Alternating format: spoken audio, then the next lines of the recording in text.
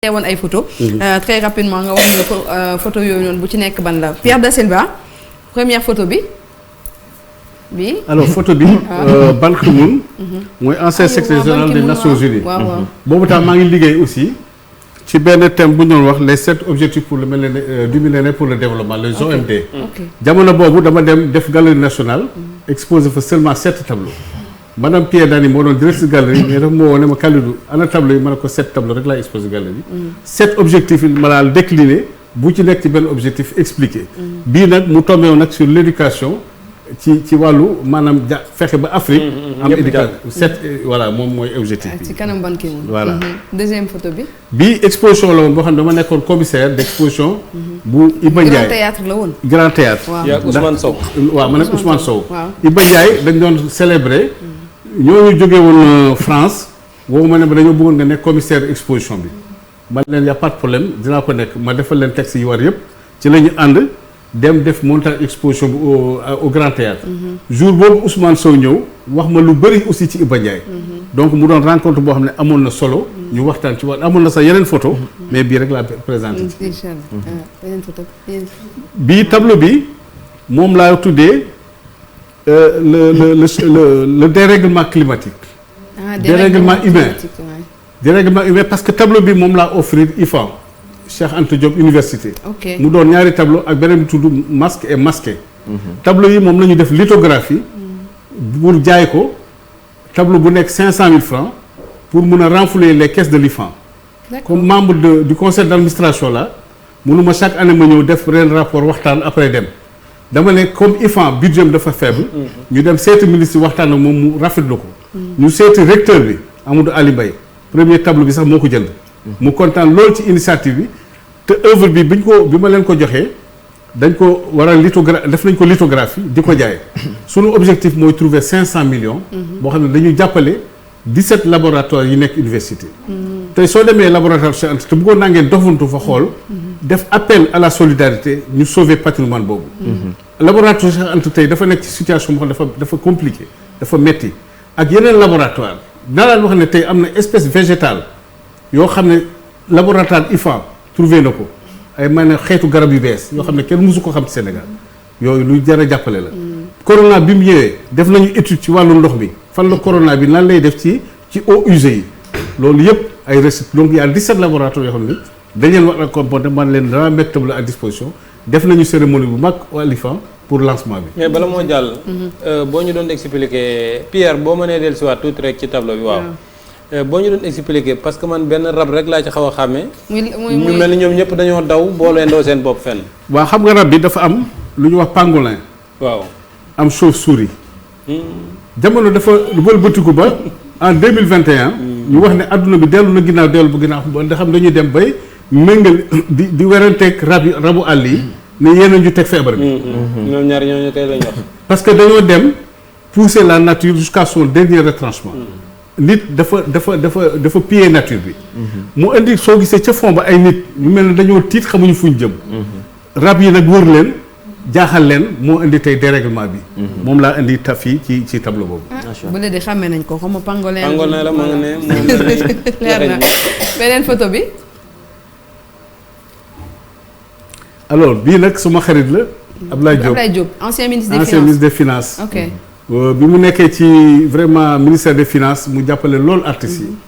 ba sax def livre boo xam ne daf ko may artistes yi jaayu leen ko. mu doon loo xam ne aussi dafa doon jënd ay œuvres.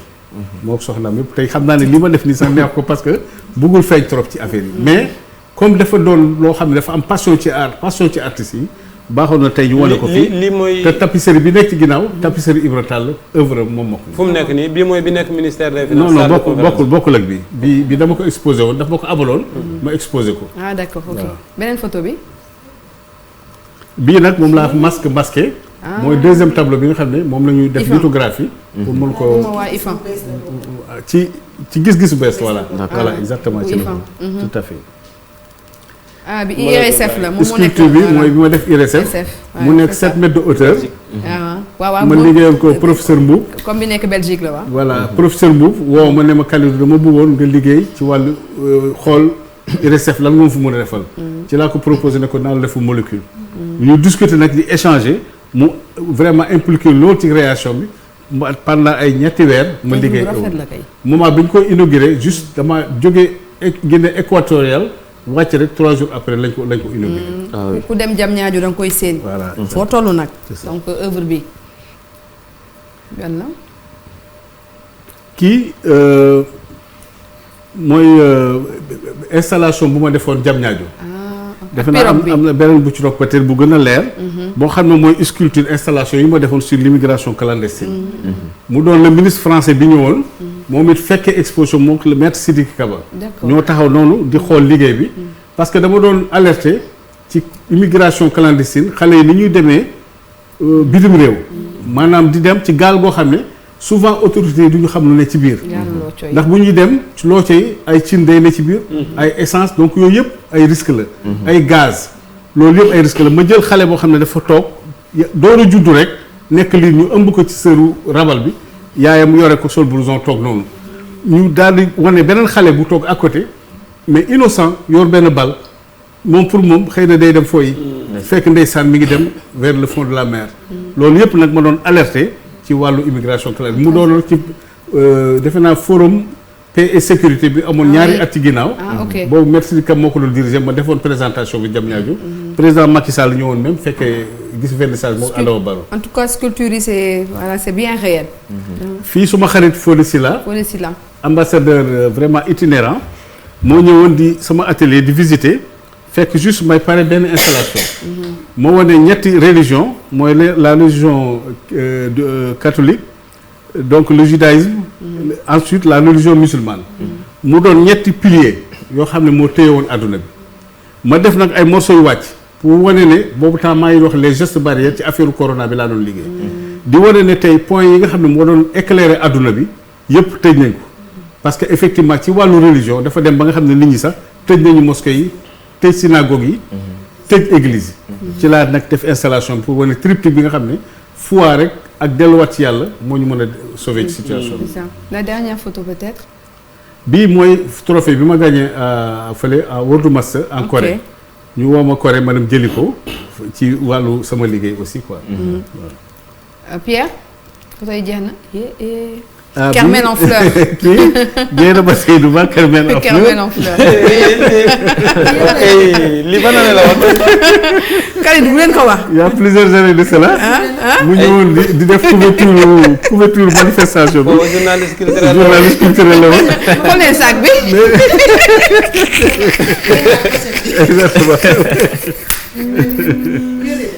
exactement fii aussi dama doon liggéey ci wàllu patrimoine doon sauver patrimoine Kermel.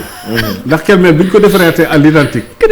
muy société Eiffage liggéeyaat ko ci laa xalaatoon ne il fallait ma def benn manifestation pour préserver l'environnement boobu temps le docteur Amadou Bokoum moo doon directeur du patrimoine. ma dem expliquer ko. mu ne ma dinaa ci ànd ak yow ci la indi maanaam Viviane mu ñëw ñu def ouverture bi ma dajale woon fii. lu mat par exemple jamono boobu je pense que matoon nañu ay 40 artistes. ah oui ma yóbbu leen biir Kermel. ku ci nekk ñu jox la chevalet nga toog ci biir marché bi di peindre. di dessiner waat Kermel.